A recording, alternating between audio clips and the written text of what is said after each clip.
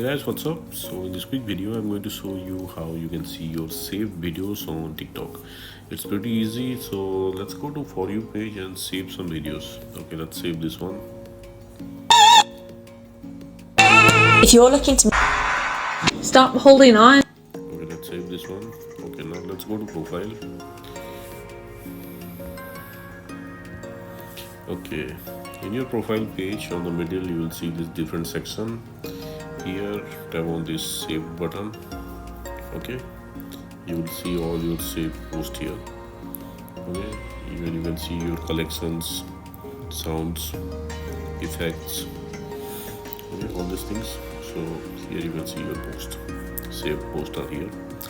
So that's it guys. Likewise you can see your saved posts on TikTok. So thanks for watching the video guys. See you in the next video.